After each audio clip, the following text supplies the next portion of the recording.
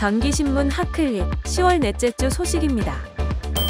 집중호우와 태풍 등 자연재해로 도로 침수가 반복되고 도로 감전 위험이 높아지는 상황을 개선하기 위해 LH가 선제적으로 종합적인 안전대책을 마련했습니다.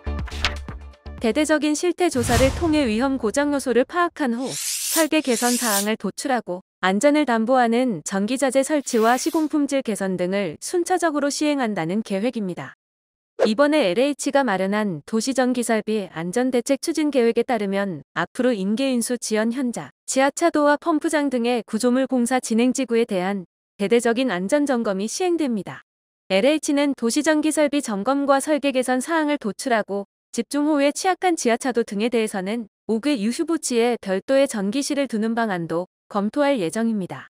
그리고 조명자재업체와의 파트너십을 구축하고 개선 사항에 대한 피드백과 개발 추진 등을 독려해 전반적인 도로시설물 품질 수준을 끌어올린다는 설명입니다.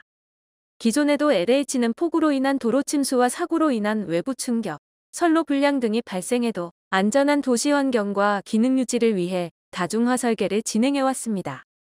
그러나 이번 대책에서는 이를 더욱 고도화해 관련 기준 준수 여부와 다중 설계를 통해 감전사고 예방과 조명 정전 범위의 축소 등 도시 안전과 야간 조명 품질까지 도모하는지 등을 종합적으로 파악하고 위험 요소를 제거해 쾌적한 도시 환경을 유지한다는 계획입니다.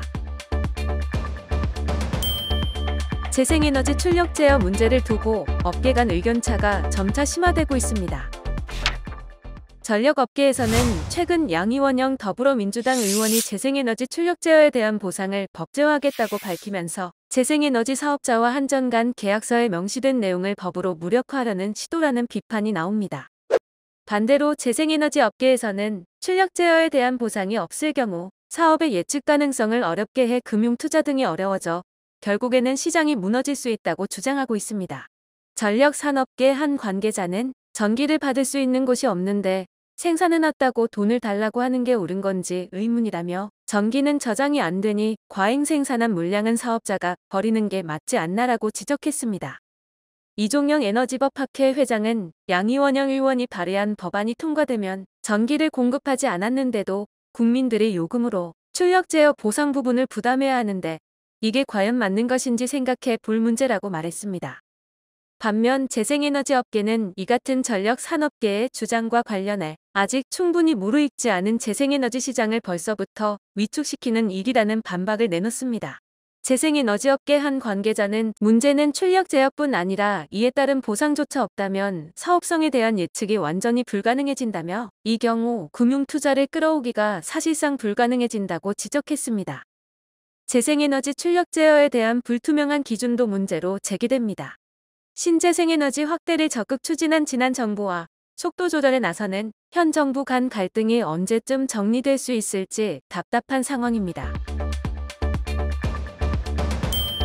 윤석열 정부는 원자력 발전, 화력 및 기술 혁신 등을 통해 2050년 탄소 중립을 실현하겠다는 구상을 밝혔습니다. 이를 위해 2050 탄소 중립 녹색성장위원회를 출범시키는 한편 탄소 중립, 글로벌 중추국가로의 도약을 비전으로 3대 정책 방향과 4대 전략, 12대 과제를 발표했습니다. 정부는 26일 한덕수 국무총리 주재로 한국과학기술연구원에서 2050 탄소 중립 녹색성장위원회 민간위원 위촉장 수여식과 전체 회의를 개최했습니다. 이날 32명의 민간위원이 신규 위촉되면서 위원회도 새로운 출범을 알렸습니다. 또한 첫 번째 전체 회의를 개최해 탄소 중립 글로벌 중추국가 도약을 위한 탄소 중립 녹색 성장 추진 전략과 탄소 중립 녹색 성장 기술 혁신 전략에 대해 논의했습니다.